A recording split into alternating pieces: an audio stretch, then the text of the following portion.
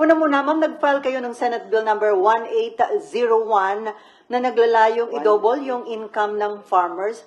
Can you give us some details? Paano po yun kapag naging ganap na batas? Okay. Eto nga, yung 1801, hindi ko na memorize yung mga numero sa dinami-dami ng pinagfa-file ko.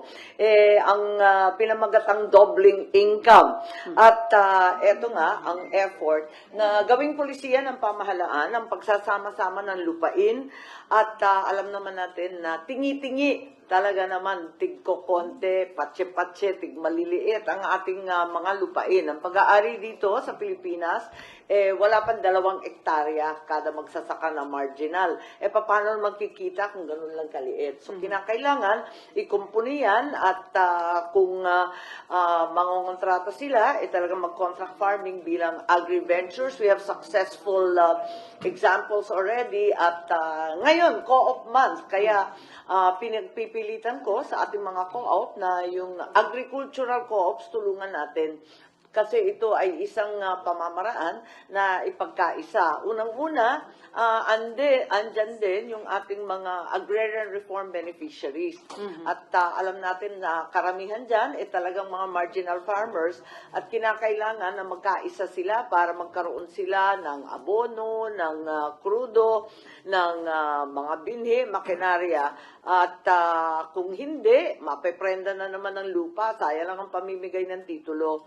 So, yun yung sinasabi ko.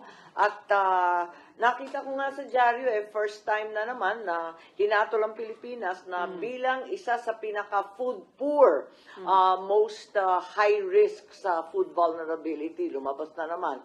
At sa kasamaang palad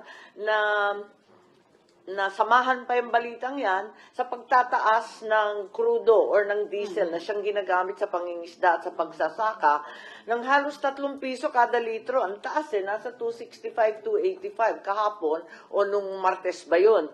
Kaya't hindi maganda yung ating hinaharap sa agrikultura, kailangan tutukan ng puspusan.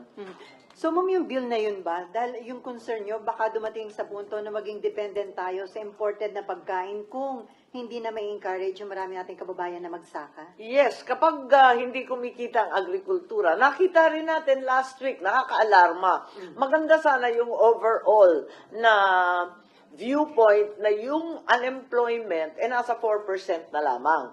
So maganda yun. Pero nakita rin natin dun sa same report, almost 2 million, 1.7 million farmers have left the countryside, have abandoned their farms, and have determined to undertake other activities. Kasi nga hindi kumikita. So nakaka-alarma yun at syempre katabi nun yung underemployment.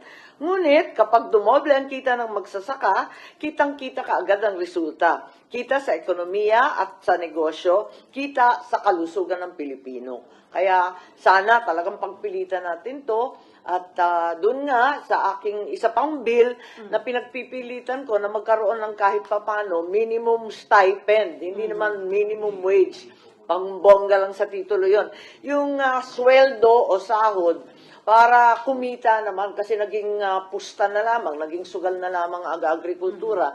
Natatangay agad doon sa amin, doon sa Typhoon Julian, 2 linggo na lang, mag-aani na, bilang tinamaan ng bagyo, di dapa-dapa na naman yung palay, nakakaiyak Kaya't kinakailangan siguro magbigay ng konting sustento. Hindi barya-barya to, hindi na limos o ayuda na hindi mo malaman kung kailan darating, kundi yung buwan-buwan na aasahan para at least kahit papano may fallback, may cushion yung mga magsasaka.